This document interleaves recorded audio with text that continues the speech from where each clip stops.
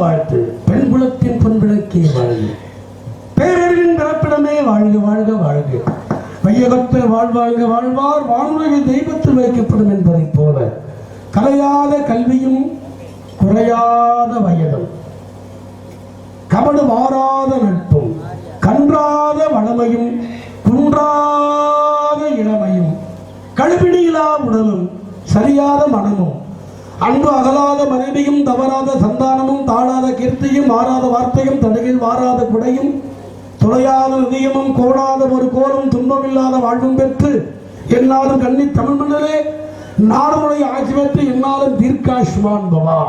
கல்வியிலும் அறிவிலும் வீரத்திலும் விவேகத்திலும் அரைமகள் மலைமகள் கலைமகள் என்ற கல்வி அறிவோடும் மகாலட்சுமி என்ற செல்வத்தின் செழிப்போடும் ஆக மலைமகளுடைய மனைவியாக வாழுகின்ற அந்த பராசக்தியுடைய அந்த வீரமும் பெற்று சகல கலைகளும் ஆயகளை 64 சிறந்த கலையானே என்னாலும் தேர்ச்சி பெற்று வாழ்க வாழ்க என்ற மனமாற வாழ்த்துகிறேன். எப்படி தெரியுமா வாழ்த்து வந்தேன்?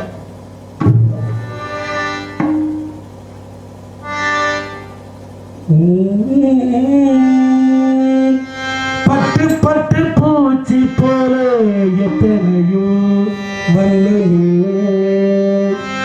நட்டு வச்சு நான் பறிக்க நீ வளர்த்த கட்டி வைக்கும் என் மனசே வாசம் தரும் மல்லிகையும் தொட்டு தொட்டு நான் படிக்க துடிக்கிறே செண்பகம் செண்பகமே செண்பகமே தென் பொழிகை செண்பகமே செண்பகமே செண்பகமே தென் பொழிகை செண்பகமே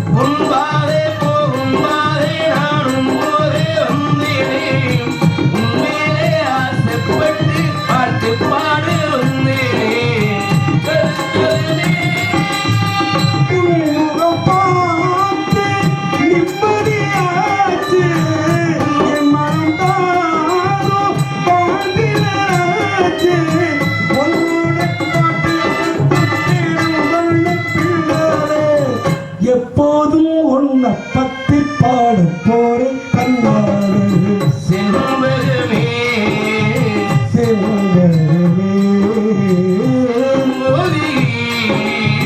சந்தனமே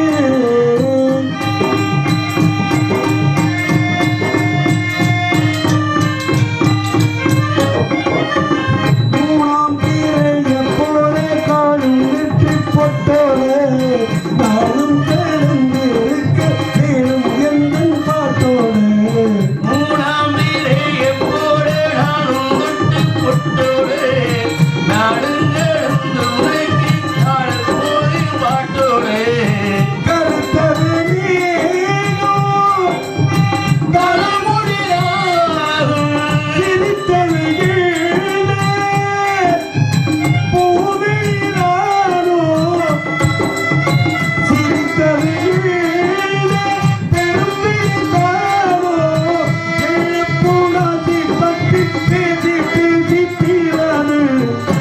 பாட்டுக்காரும் பாட்டு ஒன்று விட்டு போகாது செல்வமே செல்வமே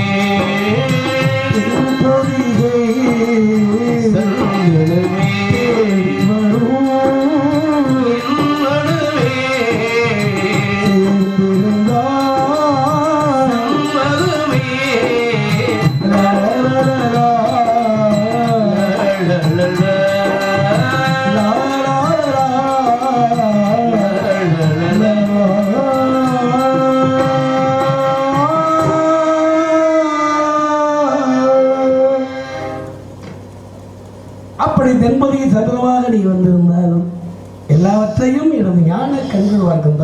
வந்தேன். தேவ ரிஷியாக நான் வந்திருந்தாலும் உன்னிடத்திலே நீ பேச வேண்டும், அதை நான் கேட்டுக்கிட்டே இருக்கணும். நீ பாட வேண்டும், அதை நான் கேட்டுக்கொண்டே இருக்க வேண்டும். அப்படி என்ற ஆவலிலே உன்னிடத்தில் சில கேள்விகளை கேட்க அழைத்து வந்திருக்கிறேன். வண்டி வீடு கேட்க போலியுமா? வண்டி வீடு கண்டு போலியுமா?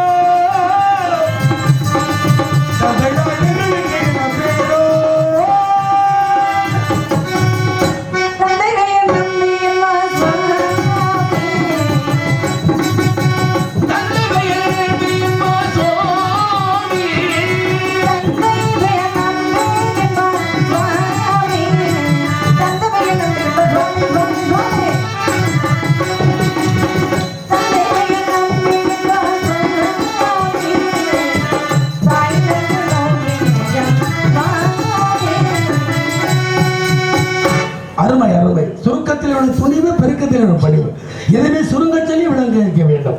அகல விடுவதை விட ஆழ விடுவது மேல். சில நேரம் சபை அறிந்து பேசணும், சமயம் அறிந்து பேசணும், சில நேரங்கள்ல பேசாம இருந்து பழகணும் இருக்கிறாங்க. ஓயாம பேசணும்னாலும் எனக்கு பிடிக்காது.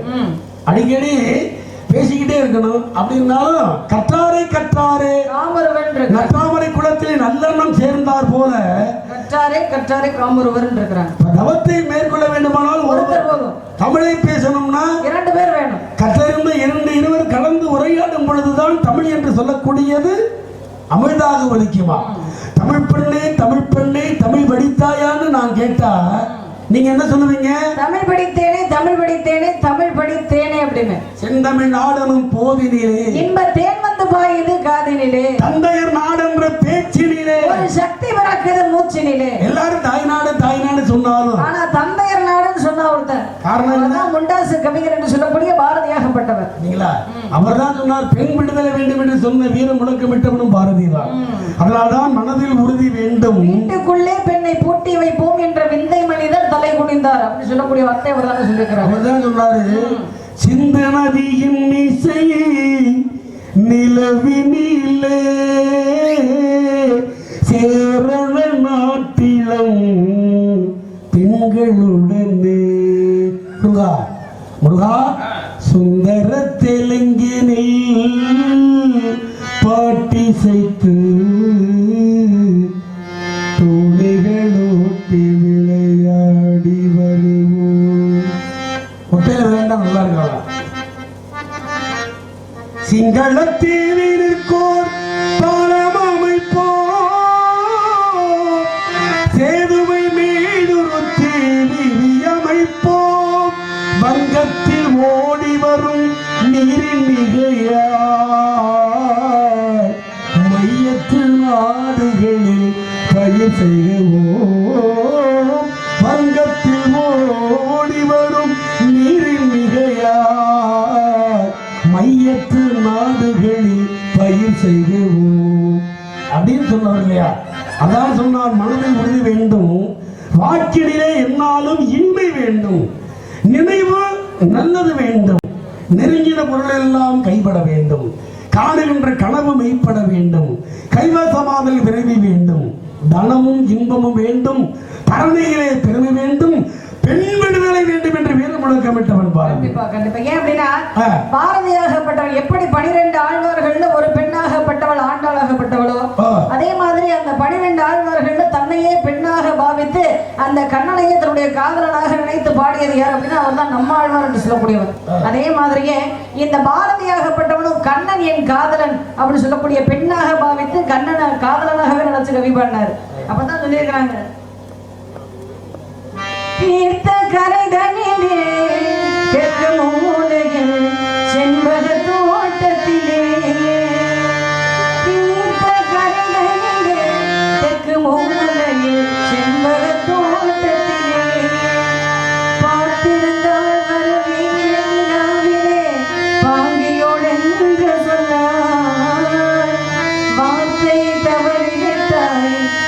கண்ணம்மா மாறு துடிக்கிறதே பார்த்த இடத்திலெல்லாம் உன்னை போலவே பாவை தெரிகிறது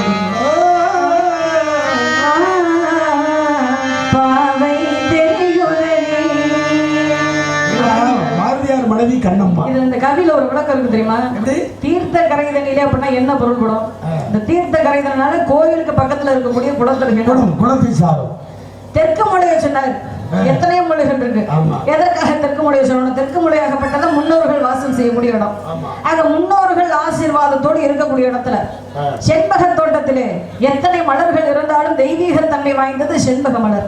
ஆக அப்பேற்பட்ட செண்பக மலர் தோட்டத்திலே பார்த்திருந்தால் வருவேன் பாங்கியோடு என்று சொன்னாய் அப்படின்னு சொல்லியிருக்கிற. ஏன் என்ன பாங்கினா என்ன தெரியுமா? தோழி என்று பொருள்.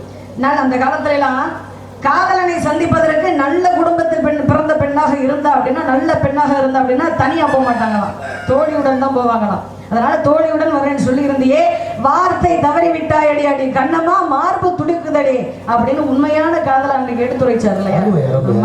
அதனாலதான் பாரதியாருடைய மனைவி பேர் என்ன? கண்ணம்மா. கண்ணம்மா. கண்ணம்மா. கண்ணம்மாவா செல்லம்மாவா? செல்லம்மா. செல்லம்மா. செல்லம்மா. அதாவது சின்னஞ்சிறி கிளியே கண்ணம்மா, செல்வ களஞ்சியமே கண்ணம்மா என்று தமிழுக்கு பெருமை சேர்த்தால் ஏன் தெரியுமா?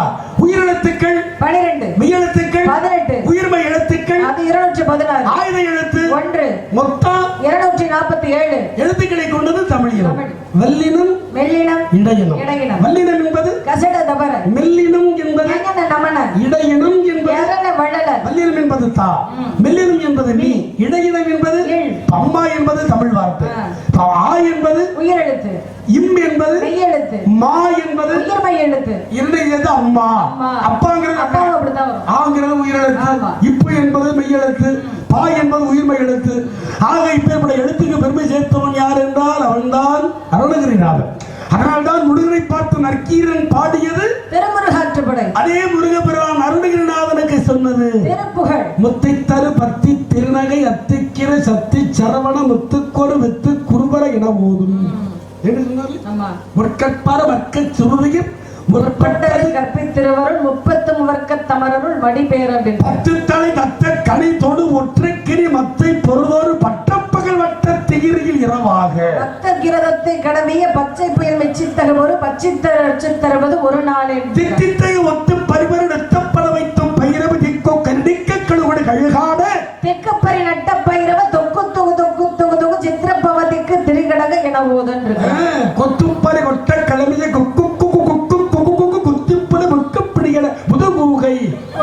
நட்புத்தவிடரை வெட்டி படையிட்டு குழகரி புத்துப்பட ஒத்துக்குளவட வெறுமானே வெறுமானே வெறுமானே இருக்கிறார். நல்லா உங்களுக்கு நல்லா வல்லின மெல்லியும் நல்ல நுழையும். அப்படி நுழைஞ்சா தான் தெரியும். ஏன்னா உங்களுக்கு வசதி தமிழச்சியாரத்துக்கிட்ட தமிழ் பேசுறேன் எப்படி பாலை போல கோழி குஞ்சு நல்லா இருக்குமா? அந்த மாதிரி உங்களுக்கு நுழையும்படி ஆண்டவன் முடிச்சில்லாத தொண்டையை கொடுத்துருக்கான். நாங்க சிரமப்பட்டு தான் பேச வேண்டியதா முடிச்சில்லாத தொண்டை. அதுக்கு காரணம் என்ன தெரியுமா? அன்று மகாபாரதத்தில் தர்மராகப்பட்டவர் கொடுத்த சாபம். எப்படி? இந்த காந்தாரியாகப்பட்டவர், அது மட்டும் இல்ல குந்தி தேவியாகப்பட்டவர் என்ன தெரியுமா செய்தார்? கர்ணனத்தை சூரிய பகவானை நினைத்து குழந்தை பெற்றெடுத்தார். கண்ணி கழியாம இருக்கும் பொழுது, கற்புத்தன்னுடன் இருக்கும் பொழுது கர்ணனாகப்பட்டவரை பெற்றெடுத்தார். அப்ப இந்த ரகசியமாகப்பட்டது பாதுகாக்கப்பட்டது யாருக்குமே தெரியாது, கிருஷ்ண பரமாத்மாவுக்கு மட்டும்தான் தெரியும். இப்ப கடைசி நேரத்துல இந்த பஞ்ச பாண்டவர்களான தர்மன், பீமன், அர்ஜுனன், நகுலன், சகாதேவன் 5 பேருக்குமே கர்ணன் தன்னுடைய சகோதரன்றது தெரியாது. ஆனா கர்ணன் தன்னுடைய பிள்ளை அப்படின்னு தெரிஞ்ச உடனே குந்தி தேவியாகப்பட்டவர் கர்ணனிடம் வந்து 2 வரங்களை வாங்கினார். என்ன வரம் அப்படின்னா, ஒன்று அர்ஜுனனை தவிர மற்ற 4 வரை கொள்ளக்கூடாது, இன்னொன்னு என்ன நாகாஸ்திரத்தை ஒரு முறைக்கு பரமுறை பிரயோகிக்க கூடாது அப்படின்னு சொல்லி வரம் வாங்கிட்டு போயிட்டார். ஆனா அந்த நேரத்துல கர்ணன் ஒரு வரம் வாங்கினா தாயிடம். என்ன வரம்? நான் உயிரோடு இருக்கும் வரைக்கும் நான் தான் பஞ்சபாண்டவர்களுடைய சகோதரன் அப்படின்றது யாருக்கும் தெரியக்கூடாது. அதே சமயத்துல ஒரு வேளை நான் போர்க்களத்துல இறந்துட்டேன் அப்படின்னா, நான் இறந்த உடனே என்னுடைய உடலாகப்பட்டது உன்னுடைய மடி மீது கிடத்து நான் பெற்ற மகனே கர்ணா அப்படின்னு இந்த உலகத்துக்கே கேட்கும் போது நீ கத்தணும், அழுகணும், எனக்காக நீ அழுகணும் அப்படின்னு சொல்லி என்னுடைய தாயிடம் கர்ணனாகப்பட்ட வர வாங்கினான். இப்ப போர்க்களத்துல அர்ஜுனன் மூலமாக அம்புகள் பாய்ந்து கர்ணன் இறந்துட்டான். அதை கேட்டுக்கொண்டதற்படி குந்தி தேவியாகப்பட்ட என்னுடைய மடி மீது கிடத்தி நான் பெற்ற மகனே கர்ணா அப்படின்னு அழுதுகிட்டு இருக்கிறார். எல்லாரும் பாக்குறாங்க, என்னடா நம்ம அம்மாவுடைய குரல் கேட்கிறேன், நான் பெற்ற மகனே கர்ணான் அழுகிறாங்க வராங்களே அப்படின்னு வந்து பார்க்கும் பொழுது அப்பதான் நடந்த விவரங்கள் பூரா தெரியுது. அப்ப கர்ணன் தன்னுடைய சகோதரன்றது அர்ஜுனன் தெரிஞ்சுக்கிறான். தர்மராகப்பட்டவரும் வருத்தப்படுறாரு. இவர் தான் என்னுடைய மூத்த சகோதரன், ஒருவேளை ஒரு வார்த்தை நீங்க சொல்லியிருந்தீங்க அப்படின்னா அவர் மீது நாங்க போர் தொடுத்திருக்கவே மாட்டோமே, எதிரியாக பாவிச்சிருக்கவே மாட்டோமே, எதற்காக இப்பேற்பட்ட ஒரு பெரிய மிகப்பெரிய ரகசியத்தை மறைச்சு வச்சீங்க அப்படின்னு தன்னுடைய தாயான குந்தி தேவிக்கு தர்மராகப்பட்டவர் சாபம் கொடுத்தார். பெண்களுடைய மனதுல ரகசியம் இருக்கிறதுனால தானே இந்த பிரச்சனை. ஆக பெண்களுடைய மனதுல ரகசியமே தங்காம போகட்டும், அதனாலதான் முடிச்சில்லாத தொண்டை எந்த ரகசியமும் எங்களுக்குள்ள இருக்காது. ஆமா, புறணியாவது பேசிடுவோம். எங்கிட்டையும் தங்காது. ஆண்கள்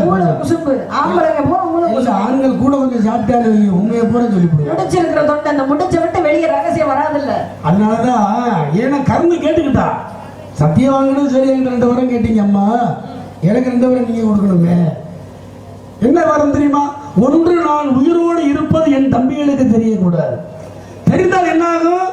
மீண்டும் அஞ்ஞான வாசம் சென்று விடுவார்கள். இந்த கதையெல்லாம் நடக்காம போயிடும். இதுக்கெல்லாம் காரணம் யாரு? நீங்களா சொல்லியா வந்தீங்க? ஏதோ ஒரு தெய்வத்தினுடைய சூழ்ச்சியினால எல்லாம் நடந்து கொண்டிருக்கின்றது. ஆக தர்மத்தின் வாழ்வதன்மை சூது கப்பும் இறுதியில் தர்மமே வெல்லும் இருக்கிறார். தர்மம் வெல்லணுங்கிறதுக்கா இப்ப ஏற்பட்ட விளையாட்டெல்லாம் விளையாடணும், நான் சாகணும் அப்படிங்கிற ஒரு தன்மை பாரதத்திலே தெய்வத்தின் சூழ்ச்சியால் நடந்துகிட்டு இருக்கு. சாவை பத்தி நான் கவலைப்படல. மனுஷனா பிறந்த என்னைக்கோ ஒருத்தருக்கு ஆண்டவன் முதற்கொண்டு எல்லாருக்குமே சாவு. கண்ணன்ல இருந்து பிறப்புன்னு ஒண்ணு இருந்தா இறப்பு அப்படின்னு ஒண்ணு இருக்கு. தெய்வங்களுக்கே அது சாத்தியப்பட்டது. அதனாலதான் அந்த கோடிகள் அழிந்திடும், பெரிய 5 பூதமும் அழிந்திடும், முண்டகாதிபரும் முடிவில் ஆளில் அழிவோம் என்று சொல்லி வைத்திருக்கிறார்கள். ஆக எதுவுமே உலகத்தில் நிரந்தரம் இல்லாதது தானே. இன்னைக்கு வரும் நாளைக்கு போயிடும். அதுக்காக கண்ணனுக்கும் இறப்புண்டு, பிரம்மனுக்கும் இறப்புண்டு, சிவனுக்கும் அவனே தாயுமானார், அவனே தந்தையுமானார். அதாவது அபியிட கேட்டார், அபி மூதாட்டி உனக்கு என்ன வர வேண்டும் என்று கேட்டார். மீண்டும் பிறவா வர வேண்டும் என்றார். அப்படி மீண்டும் பிறந்து விட்டால் உன்னை என்னாலும் மறவாதிருக்கவனும் குரு அப்படின்னு கேட்டாலாம். அந்த மாதிரி அப்ப இவன் ஏன் மறைச்சா அப்படின்னா கண்ணை கேட்டுக்கிட்டா. ஒன்று, என் தம்பிகளுக்கு தெரியக்கூடாது, தெரிந்தால் இந்த மகாபாரதம் யுத்தம் நடக்காது. இன்னொன்று, அனாத தேரோட்டி மகனே, ஊர் உலகமெல்லாம் ஏசும்படியாக வாழ்ந்தேன் தாயே, அதனால நான் இறந்த பிறகு என் உடலை உங்கள் மடிமேல் வைத்து நான் பெற்ற மகனே கர்ணா என்று இந்த உலகம் தெரியும்படியாக அறைகூவல் விட வேண்டும், என் பிறவி கலங்கத்தை தீர்க்க வேண்டும் என்று கண்ணன் கேட்டதுனாலதான் அங்கே குந்தியாகப்பட்டவன் நான் பெற்ற மகனே கர்ணா என்று உலகம் அறியணுங்கிறதுக்காகத்தான் அப்படி சத்தம் போட்டாலாம். இதுக்கு காரணம் யாரு அப்படின்னா கண்ண பரமாத்மா தானே. அதான் கண்ண பரமாத்மா கர்ணனுடைய உயிர் பிரிய மாட்டேன் என்கிறது. அப்பதான் அர்ஜுனன் கேட்டான், என்ன கண்ணா 1000 மாடுகளை கர்ணன் மீது ஏவுகின்றேன், அவன் உயிர் பிரிய மாட்டேன் என்ன காரணம் அப்படின்னு கேட்கும் பொழுது, ஒன்னாலும் மட்டுமல்ல 1000 கண்ணன் வந்தாலும் கர்ணனை கொல்ல உன்னாலே முடியாது, என்னாலே முடியாது. காரணம், அவன் செய்த தர்மம் அவன் உயிரை காத்துக் கொண்டிருக்கின்றது. புண்ணியமாக இருக்கக்கூடிய தர்ம தேவதை அவன் உயிரை காத்துக் கொண்டிருக்கின்றாள். ஆகினாலே சற்று பொறு, நான் போயிட்டு வரேன். போயிட்டு வாங்கப்பா. இங்கே சாமி போலையா கதையிலையா? இயல் என்பது பேச்சு, இசை என்பது பாட்டு, நாடகம் என்பது நடிப்பு. நடிப்போடு பெரிய சிவாஜி கணேசன் நடிக்கிறார். ஆமா, அம்மா பெரிய சாவித்திரி நடிகர்கள், சாவித்திரி அம்மா நடிக்கிறாங்க. நீங்க சாவித்திரியா இருந்தா நான் சிவாஜி கணேசன் போறேன். என்ன முருகா, நடைமுறை பாவனை இல்லையா? நடைமுறை பாவனை இல்லாம இருந்தா நல்லா இருக்குமா பேச்சு? அதனாலதான் கண்ண பரமாத்மா என்ன பண்ணாரு, அந்தனராக கர்ணா, இதுவரை நீ செய்த தர்மம் புண்ணியம் எனக்கு தாரி வார்த்தை கொடுக்கணும், உங்ககிட்ட மடியேந்து பிச்சைக்க வந்திருக்கேன்னு சொன்னோம். அப்பதான் கர்ணன் சொன்னேன், உயிர் போக போகுது, உயிர் போகாமலும் இல்லாமலும் என் உடம்பிலே ஆடிக்கொண்டிருக்கின்றது. ஆகையினால இந்த நேரத்தில் பிச்சை கேட்க வந்திருக்கிறது அந்தனரே.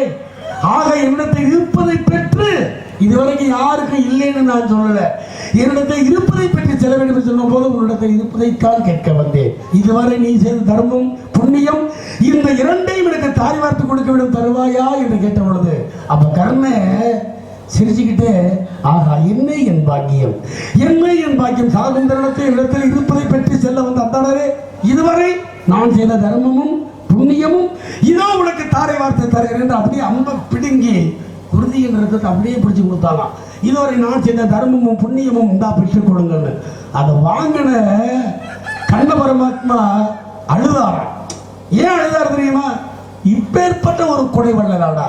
சாகும் தருணத்துல கூட வந்து நான் கேட்ட உடனே அன்பராக வந்து கேட்டேன், நான் யாரும் உனக்கு தெரியாம கூட கொடுத்தீங்க, நான் யாரும் தெரியுதா அப்படி கேட்க, தெரியவில்லையே, நான் தானடா மகாவிஷ்ணு பரந்தாமன் கர்ணா, உங்களோட மடியேந்தி பிச்சை கேட்க வந்தேன். மகாபாரதத்தில் ஒவ்வொருத்தருக்கும் ஒரு பாத்திரத்தை கொடுத்து நடிக்க சொன்னவனே நான் தான்.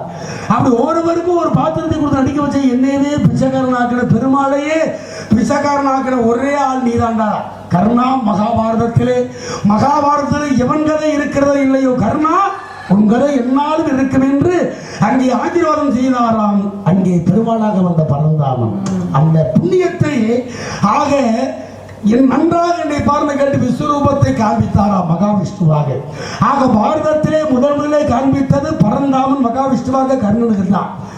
துரியோதனுக்கு தெரியல. ஏன் தெரியல? என்ன ஏன் தெரியல? பகல்ல ஆண்டைக்கு கண்ணு தெரியுமா?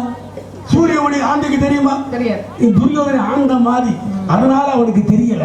ஆனா கர்ணனுக்கு தெரிந்தது. அதனால் புண்ணியமான தன்மை அடைந்தான் கர்ணன். ஆக 5 பேருக்கு அழியா பத்தனி என்ற அதே மகாபாரதப்பட்டவன். எல்லாரும் துரியோதனை கெட்டவன் தான் சொல்றாங்க. ஆனா அவனுக்கு சில நற்குணங்கள்லாம் இருந்தது, அதை அவன் மேம்படுத்திக்கிறான், அவ்வளவுதான்.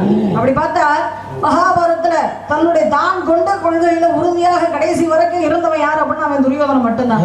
கண்ணனை எதிரியா கொண்டவனுக்கு பலராமன் யாரு? அவனை நண்பனா ஏத்துக்கிட்டான். பலராமனை நண்பனா ஏத்துக்கிட்டு தான் கதை வித்தைகளை எல்லாம் பலராமனிடத்திலே தானே கற்றுக்கொண்டான். அதனால கண்ணனை எதிரியா தெரிஞ்சு கண்ணனுடைய அண்ணன் பலராமன் அவனுக்கு எதிரியா தெரியல, நண்பனா ஏத்துக்கிட்டான் இல்லையா? அதை போல பாக்குற கண்ணோட்டத்தை பொறுத்தவன் இருந்தார். இவன் நல்லவன் நினைச்சா நல்லவனா தெரியலாம், இவன் கெட்டவன் நினைச்சா கெட்டவனா தெரியலாம்.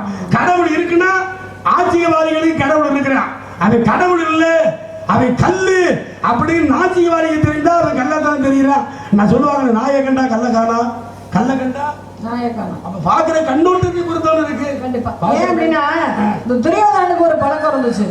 என்ன பழக்கம் அப்படின்னா தான் உண்ட எச்சில தானே திரும்ப உண்ண மாட்டான். அப்பேற்பட்ட பழக்கம் கொண்டவன்.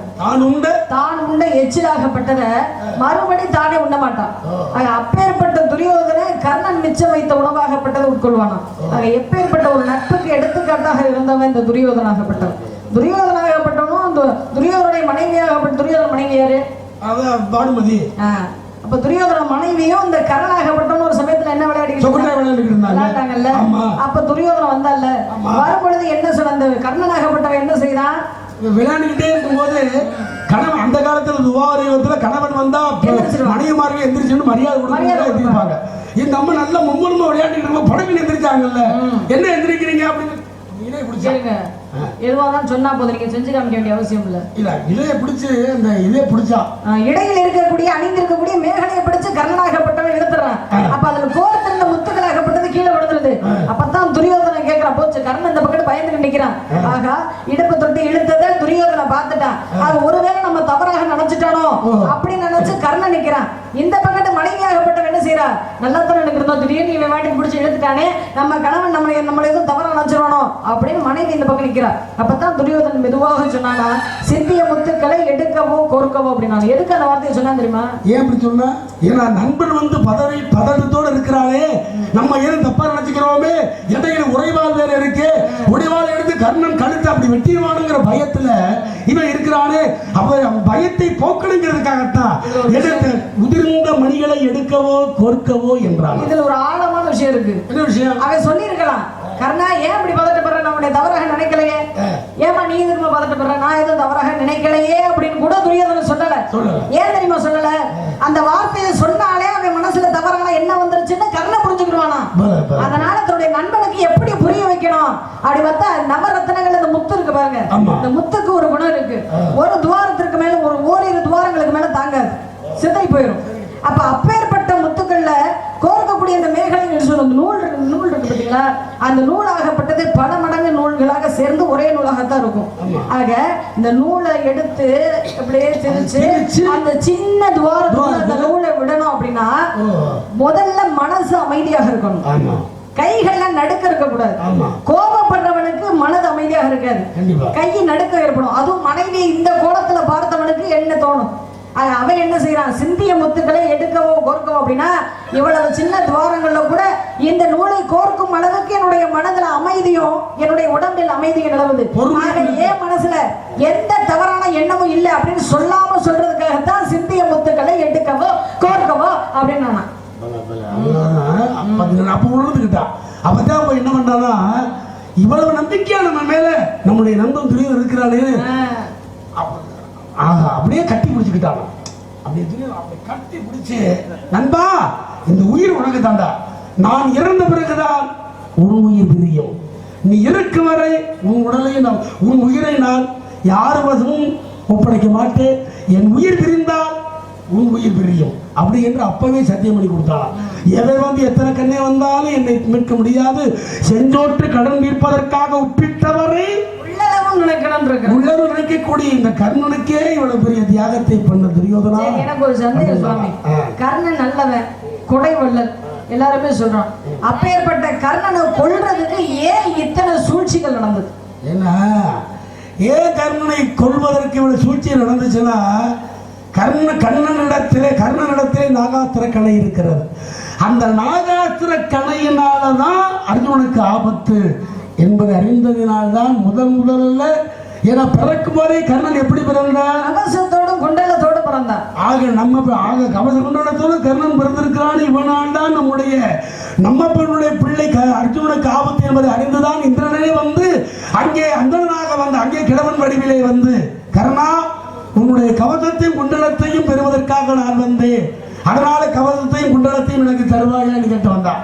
அப்பதான் கர்ணன் சொல்லுவா, என்கிட்ட வரணும்னா நேரடியா வரலாமே. ஏன்டா வேஷப்பட்டு வந்திருக்க? நானே பெரிய நடிகை, என்கிட்டே ஒரு நடிப்பா. ஆக வந்திருப்பவன் கிழவன் அல்ல, இந்திரன். அதை யாரு சொன்னா அப்படின்னு யாரு சொன்னா? கர்ணனுடைய தந்தையான சூரிய பகவானே சொல்லிட்டார். ஏன்னா கும்பிடு எடுக்கும் போது சூரிய பகவானை கும்பிடுறான். அசரீரியாக சொல்றான். அப்ப கர்ணா, வந்திருப்பவன் கிழவன் புரிவிலே வந்திருக்கக்கூடியவன் இந்திரன் வந்திருக்கிறார். ஏமாந்து கவசத்தையும் குண்டலத்தையும் கொடுத்து விடாதேன்னு சொல்றார்.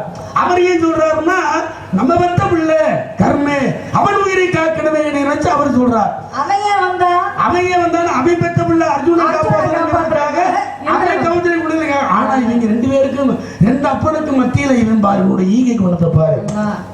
போய் கவசம் பண்றதை கேட்பதுக்கு இந்த ஊர்ல நீ வரணுமா?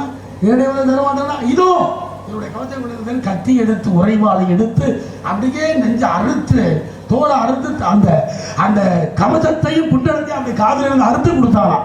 அப்பதான் இந்திரன் பார்த்து அவனும் அழுதான். இப்பேற்பட்ட ஒரு கொடை வள்ளலாம், உன்னுடைய அங்கமெல்லாம் பொன்னிறமாகட்டும் என்று அப்ப இந்திரனாக இருக்கக்கூடியவர் ஆசீர்வாதம் பண்ணாரா. அந்த மாதிரி அதனாலதான் நாகாத்திர கணையினாலதான் அர்ஜுனனுக்கு ஆபத்து என்பதை அறிந்துதான் கண்ணை சொல்றார். புத்திய அவரை சொல்றது எதுக்காக? கர்ணன் உன் புள்ள மூத்த புள்ள இருக்கான்னு சொல்றது எதுக்காக? அவனாலதான் உன் குழந்தைகளுக்கு ஆபத்து இருக்கு. அதனால அவன் நீ பெற்ற பிள்ளை, அவன் வேணுமா இல்ல இவங்க 5 பேர் வேணுமா? தர்மன், பீமன், அர்ஜுனன், சகாதேவன், இந்த பிள்ளை வேணுமா இல்ல அந்த ஒரு பிள்ளை வேணுமா? அந்த ஒரு பிள்ளையை கேட்டா 5 பிள்ளையை நீ தொலைக்கணும். 5 பிள்ளையை காப்பாத்தினா அந்த ஒரு பிள்ளையை தொலைக்கணும். அந்த பிள்ளையா இந்த பிள்ளையா அப்படின்னு கேட்கிறான். அப்பதான் அவன் சொல்றான், எனக்கு 6 பேர் வேணும்னா. அத உனக்கு ரொம்ப ஆசை, யாராவது ஒண்ணு கேளு. ஒண்ணு கர்ணன் வேணுமா, கர்ணனை காப்பாத்து. இல்ல 5 பிள்ளை வேணாமா, 5 பிள்ளை வேணுமா, கர்ணன் ஜாத்தி தான் ஆகணும். வேற விதி அப்படி ஆகிட்டு இருக்கு. அதனால முதலே கேட்கிறான் தர்மன், என்னப்பா என்ன செய்யலாம், இந்த போர் நடத்துவோமான்னு கேட்கிறான். அப்ப தர்மன் சொல்லுவார், போரெல்லாம் வேணாம் கண்ணா, போரெல்லாம் வேணாம். போர் நடந்துச்சுன்னா எத்தனை ஆகும்? அங்க 11 அக்ரோனி, இவங்களுக்கு 7 அக்ரோனி, 11 7 18 அக்ரோனி படை இருக்கு. இப்படி போர் நடந்துச்சுன்னா அந்த நாட்டில் என்ன ஆகும்? 39,96,600 பேர் சாவாங்க. 39,96,600 பேர் சாவாங்க. 600 பேர் செத்தாங்கன்னா என்ன ஆகும்? அவருடைய மனைவிமார்கள் எல்லாம் பொட்டு வைக்க முடியாது, பூ வைக்க முடியாது, ஒரு அமங்கலியா போயிடுவாங்க. இந்த நாட்டுக்காக இப்பேற்பட்ட பெண்களுடைய சாபத்திற்கு நான் ஆகணுமா? ஆக எனக்கு போர் வேண்டாம், அகிம்சை முறையில தான் எனக்கு நீ வாங்கி கொடுக்கணும். 5 வீடு வாங்கி கொடு, அது போதும் தான். 5 ஊர்கள், 5 ஊர் வரலையா, 5 வீடு கேளுன்னா சரி அதுக்கு வேணாம். சரி நீ இப்படி சொல்ற, ஏப்பா சகாதேவா நீ என்ன சொல்றன்னு கேட்டார். சகாதேவ என்ன சொன்ன? உன்னைய முதல் கட்டி போட்டா சரியா வரும். இதுக்கெல்லாம் காரணம் யாரு? நீ தானே இதுக்கு எல்லாரும். நீ எப்பேற்பட்ட ஆளு? கவலைநாடு கிள்ளி விட்டுட்டு தொட்டிலே ஆட்டி விடணும் நீ ஒருத்தன் தானே. அதான் அப்பதான் சொன்னாரு பாராள கர்ணன். கர்ணனை பாராள வச்சிடணும். பாராள கர்ணன் பார்த்தனையும் கொன்று என்னும் தலைவிரி குளமா இருக்காரு இந்த பாஞ்சாலி திரௌபதி. ஆக பாராள கர்ணன் பார்த்தனையும் கொன்று ஆக காரார் குழல் கடைந்து ஆக நிர்ணய நேர்பிடித்து கட்டிவேயான். அப்படி நேர்பிடித்து கட்டிவேன் யான் என்றால் வராது மகாபாரதம் அப்படின்னாங்க.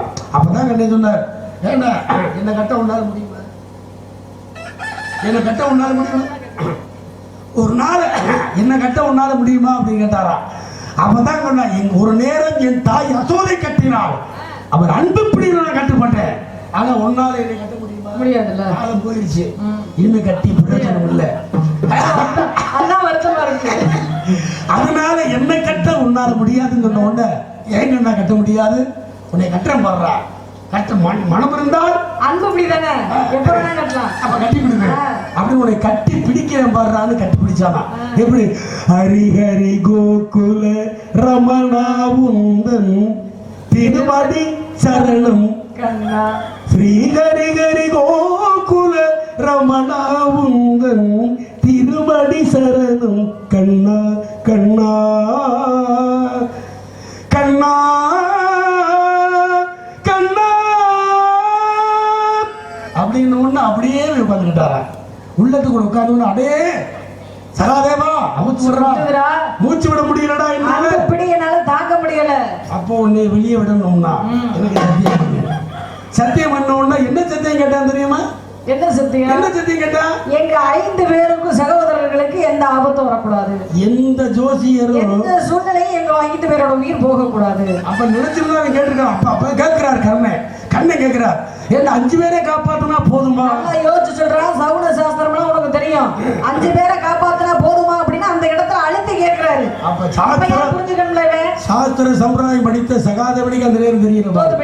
அதுக்காக இன்னைக்கு ஜோசியர்லாம் பிறந்த தேதியை சொல்லுவாங்க, அதே நேரத்தில் நடந்ததை சொல்லுவாங்க, நடக்க போறேன்னு சொல்லுவாங்க. ஆனா எப்ப உனக்கு சாவுங்கிறத யாராலையும் சொல்ல முடியாது. யார் எந்த ஜோசியக்காரன்னு சொல்ல முடியாது. சொல்ல முடியுமா? இப்ப எனக்கு 89 வயசு வரைக்கும் ஆயுள் இருக்குன்னு சொல்ல வச்சுக்கோங்க. நான் என்ன பண்ணுவேன்? நான் சும்மா இருப்பேனா? ஏறவாதி கட்டத்துல ஏறுவேன், அங்கிருந்து லவக்குன்னு குதிப்பேன். எனக்கு சாவு இல்ல. கரு நாகப்பாம்பு படம் எடுத்து வரும், கொத்துறியா கொத்து அப்படின்னு கையை நீட்டுவேன், அது கொத்திடும். ஆனா நான் சாக மாட்டேன். மீன் குழம்பு விஷத்தை வச்சு கொடுத்தாலும் நீங்க சாப்பிடுவீங்க. சாப்பிடுவேன். ஏன் மீன் குழம்பு விஷம் என்ன? பால் தாயில ஊத்தி கொடுத்தாலும் நான் குடிப்பேன், நான் சாக மாட்டேன். எனக்கு 89 வயசு ஆயுள் இருக்குல்ல, அப்ப எனக்கு இருக்கு, நான் சாகணும். அதுக்காகத்தான் பிறப்பை தெரியும்படியாக வைத்த ஆண்டவன் இறப்பை தெரியாதபடி வைத்தான். அப்படி இறப்பை தெரியாதபடி வச்சதுனாலதான் கோயிலுக்கு போறோம், சாமியை கும்பிடுறோம். அப்பா குடும்பத்தை காப்பாத்து, 1000 கொடு, பிள்ளை குட்டிகளை காப்பாத்து எதுக்காக சொல்றோம்? அதுக்காக தான் கோவில் நாடுங்கிறான். ஆலயம் தொடுவது சாலமும் நன்று இருக்கிறாங்க இல்லையா? நல்லா படிச்சிருக்கீங்களே நீங்க. சரி, இது இவ்வளவு வியாக்கியமா பேசுறீங்க மகாபாரதத்தை. அதுல இருந்து ஒண்ணு கேட்கிறேன் உங்ககிட்ட. 5 பேருக்கு அழியா பத்தினி யாரை சொல்றோம்? திரௌபதி பாஞ்சாலி அம்மாவை சொல்றோம். 5 பேர் யாராரு கல்யாணம் பண்ணாங்க? தர்மன், பீமன், அர்ஜுனன், சகாதேவன். அப்ப அவங்க இவங்க எல்லாம் பெத்தவ குழந்தையா? இல்ல ஒவ்வொரு அம்சமாக தோற்றுவிக்கப்பட்டவர். யார் அம்சத்துல பிறந்தாங்க? யமதர்மனுடைய அம்சமாக தோற்றுவிக்கப்பட்டவர் தர்மராகப்பட்டவர். சரி. அர்ஜுனுடைய, அதாவது இந்திரனுடைய அம்சமாக தோற்றுவிக்கப்பட்டவர் அர்ஜுனாகப்பட்டவர். சரி. வாயு பகவானுடைய அம்சமாக தோற்றுவிக்கப்பட்டவர் பீமனாகப்பட்டவர். அசுவினி தேவர்களுடைய அம்சமாக பிறக்கப்பட்ட இரட்டை குழந்தைகள் நகுலன், சகாதேவன் சொல்லக்கூடியவங்க 2வது மனைவியான மாதர தேவிக்கு தோற்றுவிக்கப்பட்டாங்க. நல்லா புரட்டுவீங்களா? நீங்க புரட்டுறீங்கல்ல, அப்ப நான் புரட்ட மாட்டேன். நாங்க புரட்டுறத நீங்க புரட்டிட்டு இருக்கீங்க. புதுசா இன்னும் புரட்டுறதுக்கு என்னவோ இருக்கு. என்னன்னு தெரியுமா? இங்க புராணங்கள்ல மட்டும் எல்லையே கிடையாது. கல்விக்கே முதல்ல எல்லை கிடையாது. படிக்க படிக்க படுத்துக்கிட்டே இருக்கலாம். எல்லை கிடையாது. இல்ல எல்லை இருக்கு. எங்க இருக்கு? அந்த 1 லட்சம் எல்லை இருக்கு. ஏன்னா வேதமையாக சொன்ன மகாபாரதத்தை விநாயகப் பெருமான் எழுதும் போது எத்தனை 60 லட்சம் கண்டுகளை சொன்னாரா மகாபாரதத்தை. அந்த 60 லட்சம் கந்தங்களும் மூலத்தில் கிடைச்சிச்சான்னா கிடைக்கலடா. கிடைச்சிச்சா மூலத்தில்? அது பூராமே மறைக்கப்பட்ட உண்மைகளாக போயிருச்சு. ஏன்னா 15 லட்சம் கந்தங்கள் அசுர உலகத்திலே நின்று விட்டது. விநாயகப் பெருமாள் எழுதிய வேதவியார் சொன்ன மகாபாரதம் 60 லட்சம் கந்தங்கள்ல 15 லட்சம் கந்தங்கள் கந்தங்கள் அசுர உலகத்திலே நின்று விட்டன. மிச்சம் 14 லட்சம் கந்தங்கள் தேவலோகத்திலே நின்று விட்டன. மிச்சம் 30 லட்சம் கந்தங்கள் எங்க நினைச்சு சத்தியலோகத்தில் நிறுவட்டாரு. கூட ஒருத்தர் கிடைச்சது 1 லட்சம் கந்தங்கள் தான் கிடைச்சிச்சான். இந்த 1 லட்சம் கந்தங்களை வச்சுக்கிட்டு அது எனக்கு எல்லாம் தெரியும் சொன்னா அது நம்பிக்க முடியுமா? எல்லாம் எனக்கு தெரியும் யாரும் சொல்ல முடியுமா? நமக்கு தெரியாத உலகத்துல எவ்வளவு இருக்கு இல்லையா? கற்றது கையளவு கல்லாதது உலகளவு. எங்க அம்மா கலைவாணி ஐயர்கிரிவன் படிச்சுக்கிட்டு அப்ப எல்லாம் எனக்கு தெரியும் யாரும் சொல்ல முடியுமா? எறும்பும் தங்க எங்கன்னு சொல்றாங்க இல்லையா? அந்த மாதிரி இந்த இடத்துல 5 பேருக்கு அழியா பத்திரியாக இருக்கக்கூடிய அந்த திரௌபதிங்கிற பாஞ்சாலி எப்படி 5 பேரை கல்யாணம் பண்ணி எப்படி அவங்க எப்படி என்ன 5 பேரை கல்யாணம் பண்ணி எப்படி 5 பேரை கல்யாணம் பண்ணி எப்படி அவங்க குடும்பம் நடத்துறாங்க அந்த அம்மா கிட்ட? ரொம்ப முக்கியமா எனக்கு இல்ல அழகா பேசிக்கிட்டு இருக்கீங்க. முறையா எத்தனையோ விஷயங்கள் பேசுறோம்.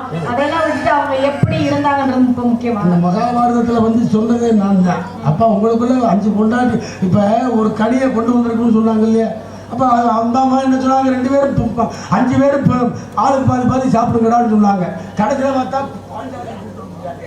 அப்ப 5 பேரை எப்படி சாப்பிடுறது? உங்களுக்குள்ள வாழ்க்கையில வரையறுத்து வாழணும்.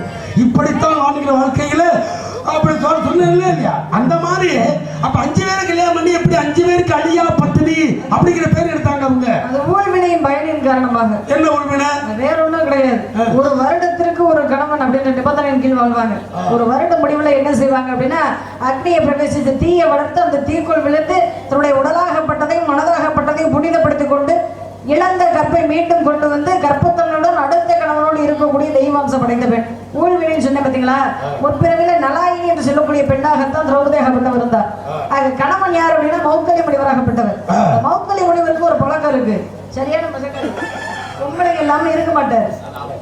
இப்ப எப்படித்தான் உலகத்துல அந்த பாஞ்சா நீ யாரு சொன்னீங்க? மௌக்கலி முனிவர் மனைவி யாரு? நலாயினி. நலாயினி கூட ஒருத்தர் பிறந்தா தெரியுமா? நல சக்கரவர்த்தி பிறந்தவதானே நலாயினி. கூட ஒருத்தர் விரோச்சனர் அப்படிங்கிற அன்னை ஒருத்தர் பிறந்தா. யாரு கூட? அந்த நலாயினி கூட.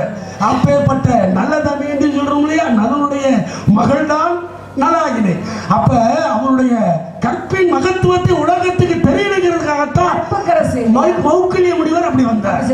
ஆனா ஏன் என்ன காரணம் அப்படின்னா அந்த மௌக்கலி முனிவராகப்பட்டவருக்கு பெண்கள் பழக்கம் அதிகமா இருந்த காரணத்தினால ஆமா அவருக்கு பொம்பளை இல்லாம இருக்க மாட்டார். அதனால என்ன ஆயிடுச்சுன்னா நோய் முத்தி போச்சு. பாவம். யாருக்கு? சொன்னேன் படிச்சு யாருக்கு?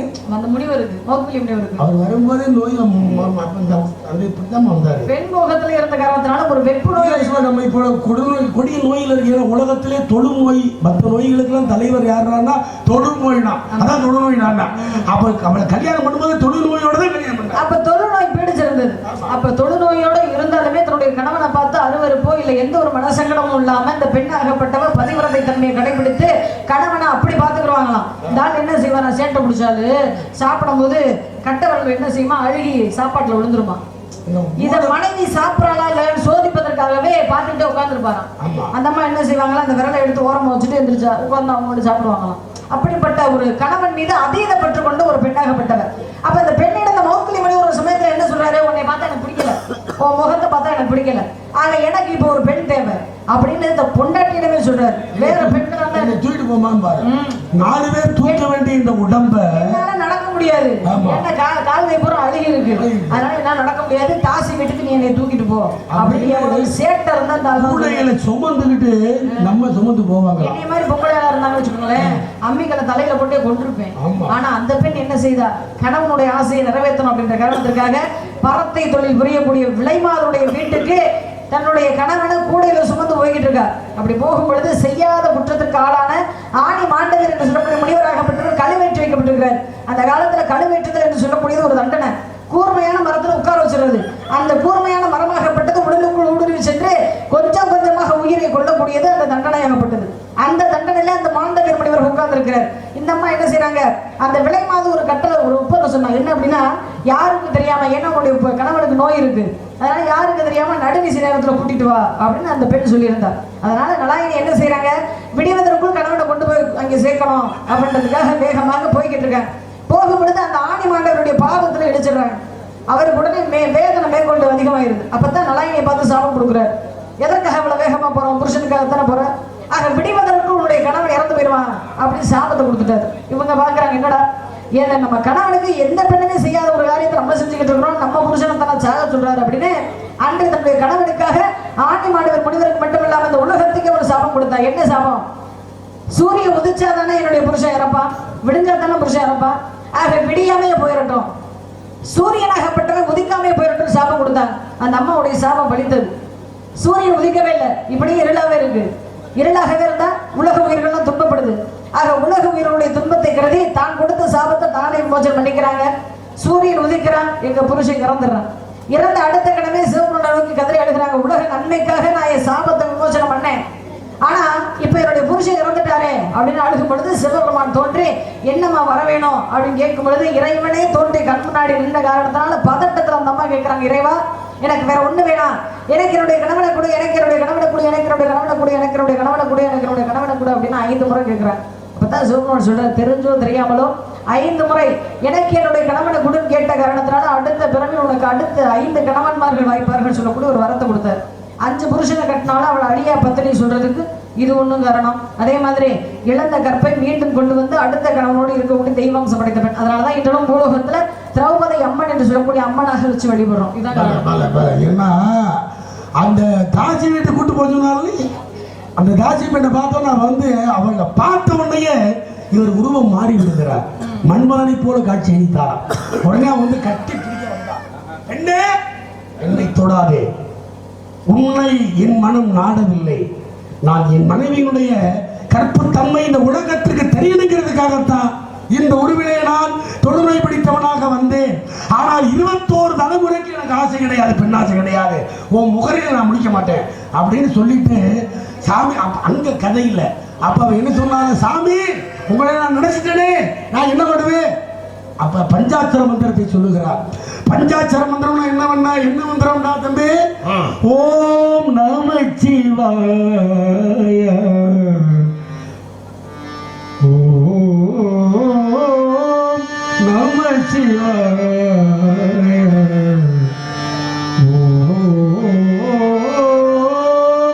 இந்த மந்திரத்தையே சொல்லிக்கிட்டு இருந்தாயே. அடுத்த ஜென்மத்தில் நீ சுபத்திரையாக பிறந்து வீர அபிமன்யு என்ற மகனை பெறுவாய், தனஞ்சயனை மணந்து அப்படி சொன்னா இல்லையா? அதே மாதிரி அடுத்த பிறப்பிலே அவள்தான், அந்த தாசி பெண் தான் அங்கே பூலகத்திலே எப்படி பிறந்தா? சுபத்திரையாக பிறந்தார். 8 பேர் பிறந்தாங்க. 9வது ஆளா சுபத்திரை பிறந்தார். வசுதேவருக்கும் தேவகிக்குமாக 9வது குழந்தையாக பிறந்தார் இல்லையா சுபத்திரை? அந்த சுபத்திரை பிறந்த உடனேயே ஆனா துரியோனுக்கு என்ன, பலராமனுக்கு என்ன ஆச்சு? துரியோதனுக்கு கல்யாணம் பண்ணி கொடுக்கணும்னு ஆசை பலராமனுக்கு. யாரு? இந்த சுபத்திரைய. ஆனா கண்ணனுக்கு என்ன ஆசை? அர்ஜுனனுக்கு கல்யாணம் பண்ணி கொடுக்கணுங்கிற ஆசை. கடைசியில இப்படியே தடைபட்டு அந்த திருமணம் நிக்கிது. அப்ப என்ன ஆகுதுன்னா பெரிய கதை அது. அப்புறம் அந்த வந்தாரு பசுக்களை கலந்துருக்க கலந்து கூடாது, இப்படி பெரிய கதை இருக்கு. கடைசியில் இவர் போகும்போது அதான் ஒருத்தருக்கு ஒரு தர்மனோடு இருக்கும்போது யாரோ பார்த்துட்டீங்கன்னா அஞ்ஞானவாசம் போகணும் நான் தானே சொல்லிட்டேன். அந்த சாபத்தில் பார்த்துடுறேன். அப்புறம் கடைசியில் வில்ல தர்மராஜா வீட்டில் இருந்தவனு எடுத்து போனா அந்த சமயம் பார்த்து அர்ஜுனனுக்கு சுபத்திரைக்கு திருமணம் முடிஞ்சிருக்கு. அப்ப இது வந்து போயிட்டா. அப்ப சுபத்திரைக்கு திருமணம் முடிஞ்ச உடனே கருவுற்று இருக்கிறார். சுபத்திரை கருவுற்று போது கண்ணவர் ரொம்ப வேணும்னு என்ன பண்ணாரா, இவளை கூட்டு போய் வீரர்கள் வரலாற்றை கண்ணன் மாளிகையை வச்சு சொல்றதுனாலதான் 1000 அர்ஜுனன் கொண்ட அபிமன்யுவாக சுபத்திர வயத்திலே அபிமன்யு பிறந்தார். இப்ப நாரதராக இருக்கக்கூடிய நான் எப்படி போய் பிரகலாதன் ஓம் நமோ நாராயண ஓம் நமோ நாராயண இப்படி நாங்கள் கதை அந்த மாதிரி பரவாயில்ல, கதையை நல்லா புரட்டி இருக்கீங்கம்மா. சீதை வளரும் போதே சிவதனுசு என்று சொல்லக்கூடிய வெள்ளடன் வளர்ந்தார். ஏன்னா மகாபாரதத்தை ராமாயணத்தை பொய் சொல்லி பேசணும்னு வைங்க, பேசக்கூடாது, தலையில இட்டி விழுந்துடும். 1000 அந்தணர்களை கொன்ற பாவம் வரும். அது அந்தணர் கொன்ற பாவம் இருக்கிறதுல நண்டனுக்கு போகும்போது மழை நேரத்துல இட்டி விழுந்துடும் தலையில. அந்த பாவத்துக்கு ஆளா கூடங்கிறத உற்றதை சொன்னால் மற்றது பொருந்தும் அப்படிங்கிற மாதிரி அந்த நேரத்தில் எல்லாரும் சேர்ந்த பொம்பளை தான் பொய்ய சொல்லிக்கிட்டு இருந்தாங்க. ஏமா பொய்ய சொல்ற உண்மையை சொல்றேன். அந்த அளவு பல கயிறு கட்டார். அந்த மாதிரி இப்ப ஆள் எனக்கு தெரிகிறதா உன்னுடைய அழகுக்கும் சீதை வளரும் போது சிவதனுசு என்று சொல்லக்கூடிய வில்லுடன் பிறந்தார். சந்திரமதி பிறந்த போது கழுத்தில் தாலியுடன் பிறந்தாங்க. பரசுராமன் பிறந்த போது கையில் கோடருடன் பிறந்தார். கர்ணன் பிறந்த போது கலசத்தோடு முண்டகத்தோடு பிறந்தார். எப்ப கனகவேங்கை பூங்குறும்புகளாக நீ பிறந்து உன்னை சிந்திக்க நான் வந்து என்ன எவன் தெரியுமா? ஒரு படிச்சவன் குடும்பத்துல வரவை இருந்து செலவு பண்ணுவா. வரவு எட்டனானா செலவு 10 நாள் பண்ணா நல்லா இருக்குமா குடும்பம்? படிச்ச பெண்ணை விட மனசுக்கு பிடிச்ச பெண்ணை தான் கல்யாணம் பண்ணணும். ஆமா, படிச்ச பெண்ணை காட்டிலும் மனசுக்கு பிடிச்ச பெண்ணை கல்யாணம் பண்ணா நல்லா இருக்கும். இருமணம் இணைந்தால் தானே மனைவி அமைவதெல்லாம் இறைவன் கொடுத்தவர். இன்னாருக்கு கணவன் அமைவதெல்லாம் புரோகர் கொடுத்தவர்னு சொல்ல முடியுமா? எப்படி விஸ்வாமித்திர முனிவர் ராமனுக்கு சீதை கல்யாணம் பண்ணார். இப்ப மகாபாரதத்துக்கு ராமாயணத்துக்கு என்ன பெருமைன்னா, ராமாயணத்துல வசிஷ்டர் வந்து ராமனுக்கு பட்டாபிஷேகம் பண்ணார். இப்ப மகாபாரதத்துல தர்மனுக்கு பட்டம் சூட்டியவர் யாரு? கிருஷ்ண பரமாத்மா. அப்ப கடவுள் கையாலே பட்டம் சுட்டினவர் தர்மன் தானே. அப்ப பெருமையானவர் இல்லையா? அந்த பெருமைக்கு பெருமை தெரிவிக்கக்கூடிய உன்னுடைய அழகிற்கு வழிவிற்கும் இந்த வள்ளிக்கு திருமணம் அழுதிரம செய்யணும். இப்பேற்பட்ட மாப்பிள பார்த்து உன்னைத்தானே தஞ்சமென்று நம்பி வந்தாய் மனே வள்ளி மானே மானுக்கு பிறந்த உன்னைத்தானே தஞ்சமென்று நம்பி வந்தாய் மனே உன்னை போல் எடுத்து ஒரு வாழையிடு தெளித்து ஒரு கோலமே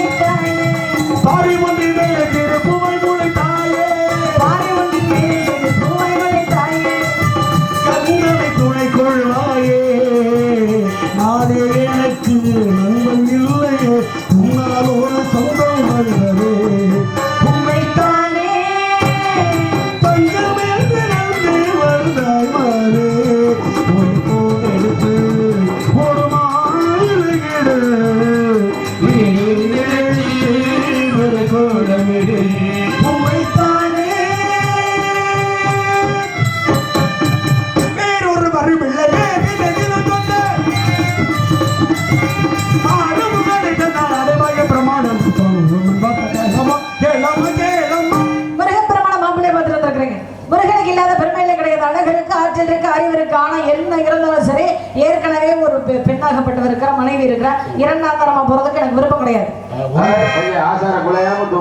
ஒரு பெண்ணை 5 பேர் கல்யாணம் பண்ண ஏன் அது புடிச்சிருந்து கல்யாணம் பண்ணாங்க. அதே போல நீ இந்த இடத்துல முருகனையே கல்யாணம் 2ஆம் தாரமா எனக்கு தேவையில்லைன்ற 2ஆம் தாரமா போடணும் எனக்கு என்ன அவசியம் கேக்குறேன். வாழ்க்கைன்னு சொல்லக்கூடியது 1000 காலத்து பயிர்.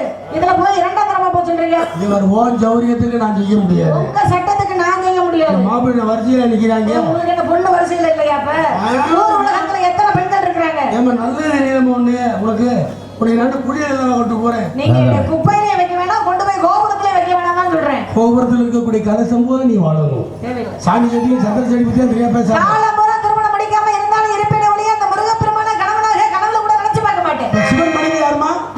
சிவன் மனைவி யாரு? சிவன் மனைவி பார்வதி. மகாவிஷ்ணுவின் மனைவி மகாலட்சுமி. துஷ்யந்தன் மனைவி சகுந்தலை. ஜமதக்கினி முனிவரின் மனைவி தேவி. இந்திரனின் மனைவி இந்திராணி. சூரபதுமனின் மனைவி வள்ளுவன் மனைவி வாசுகி. கோவலன் மனைவி கண்ணகி. ஹரிச்சந்திரனின் மனைவி சந்திரமதி. விநாயகப் பெருமான் மனைவி புத்தி வல்லபை. முருகன் மனைவி யாரா? வள்ளி வள்ளி என வந்தான் வடிவேலன் புள்ளி விட்டு புள்ளி போட்டான் கோலம்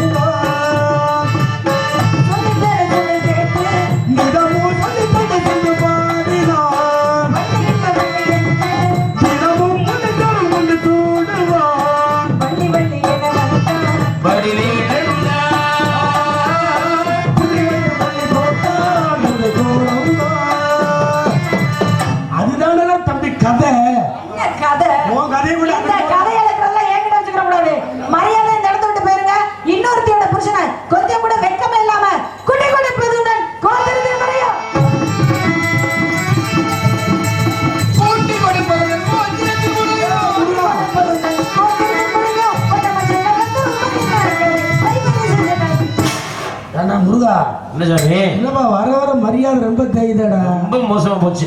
இத்தோட நம்ம மரியாதை காப்பாத்திக்கிட்டு வேலைன்னா வர சொல்லிடுவாங்க. கூட்டி கொடுக்கணும் கூட்டி கொடுப்பது கோத்திரத்தின் முறையான கோத்திரத்தை எடுத்துக்கிறேன். கொஞ்சம் கூட சூடு சொன்ன எதுவுமே இல்லாம நிக்கிறீங்க. ஏ பெண்ணே, என்ன லூசு பெண்ணே, நீங்க லூசு பையன். எனக்கு லூசு லூசு பெண்ணே, லூசு பெண்ணே, லூசு பெண்ணே, லூசு பையன் என்ன லூசா சுத்துறன்றீங்களா? சுத்துவா பாப்போம் பாப்போம். விநாயகனை சுத்துறான் சொன்னால அரசனை நம்பி புருஷனை கைவிட்டான். அரசனை நம்பி புருஷனை கைவிடலாமா? அரசனையும் சுத்தம், அரச வரத்தையும் சுத்தணும், புருஷனையும் சுத்தணும். அப்பதான் ஒரு பில், ஒரு சொல், ஒரு இல். அப்ப முடியாதது அப்ப முடியாது, இப்ப முடியாது, எப்பயுமே முடியாது. ஆறு கஞ்சி பழைய போயிருமே. ஆளை கூட சிக்கன கரும்பு நசுங்கணும். பாம்புக்கு பல்லுல பேசலாம், பள்ளிக்கு நாக்குல பேசலாம், தேனுக்கு கொடுக்கல, சிவனுக்கு கொடுக்கல, உடுக்கல, முருகனுக்கு வேடல. எதையா சொல்லுங்கடா. மறுமைக்குரிய முருகனை என்று சூரியாஸ்தவன் அஞ்ஞானம் என்ற இருளிலே இருப்பதனால மெஞ்ஞானம் என்ற வெளிச்சம் பக்கத்துல தான் நிற்கிறார். முருகனை வரச்சேர் உன்னை சிறகணத்தை போங்க சாமி, இன்னும் 2 வார்த்தை கேட்க போகுது. எப்ப பார்த்தாலும் தலைவடிச்சு சத்தியம் பண்றேன். நான் ஏன் இப்பெல்லாம் பேசுறேன் தெரியுமா? ஏன் அப்படி? இப்படி எல்லாம் பேசினாதான் இவருக்கு கொஞ்சமாவது ரோஷம் வரும். ரோஷம் வந்து பரவாயில்ல, நிறைய ரோஷம் வந்துருச்சு. அந்த காரணத்தால கூட்டி கொடுக்குறவரு நிச்சயம் முருகப்பெருமான்ட்ட நேரம் உள்ள போய் போட்டு கொடுத்துருப்பாரு. இனி அந்த ஆள் வந்து என்ன பண்ணும்?